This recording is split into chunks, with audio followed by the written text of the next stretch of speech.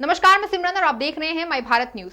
Munawwar Faruqui lockup के मजबूत contestant में से एक हैं। वो अभी तक लगातार गेम में बने हुए हैं। उन्होंने कंगना रनौत के शो में अपने बारे में कई खुलासे किए हैं। इन खुलासों की वजह से वो शो में छाए रहे हैं।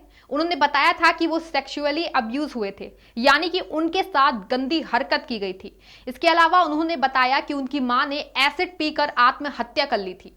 आइए आपको उनके ऐसे ही 7 खुलासों के बारे में बताते हैं। मुनव्वर फारूकी ने कंगना रनौत के साथ एक एपिसोड में बताया था कि वो 6 से 7 साल के थे तब उनके रिश्तेदारों ने उनके साथ गंदी हरकत की थी। ऐसा उनके साथ 4 से 5 साल तक हुआ था।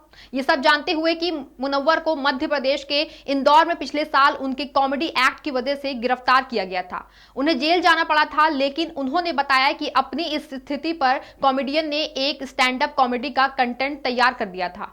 ये बहुत दर्दनाक हादसा था।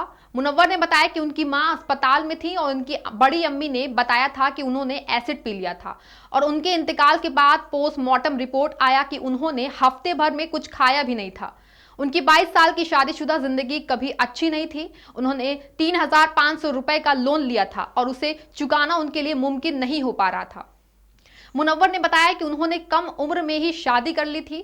वो सालों तक साथ थे और उनका एक बेटा भी है, लेकिन पिछले 1.5 साल से वो और उनकी पत्नी अलग हैं और बेटे को लेकर मामला कोर्ट में चल रहा है। शो में शाइसा शिंदे ने, जो कि एक ट्रांस वुमन है, उन्होंने मुनव्वर के लिए अपना प्यार जताया है, जबकि उन्हें पता है कि बदले में वैसा रिस्पॉन्स उन्हें नहीं मिलेगा जैसा उनके अंदर मुनव्वर के लिए है। शाइसा ने कहा है कि मुनव्वर जिस तरह से उनकी टांग खींचता है और उन्हें मनाने की कोशिश करता है, वैसा उन्होंने पहले कभी नहीं एक्सपीरियंस किया था। अंजलि ने मुनव्वर को अपनी फीलिंग्स बताई थी, जहां तक कि कॉमेडियन को आई लव यू भी कह दिया था। इस पर मुनव्वर ने जवाब देते हुए कहा था कि तेरे दिमाग के डॉक्टर को बुलाता हूं। मुनव्वर को टिकट टू फिनाले टास्क में अंजलि और शाइसा से धोखा मिला था। उन्होंने दोनों पर पीठ पर छुरा घोंपने का आरोप लगाया था। दोनों ने बाद में हालांकि कॉमेडियन से माफी मांगी थी, लेकिन मुनव्वर इस धोखे के बाद रोए थे।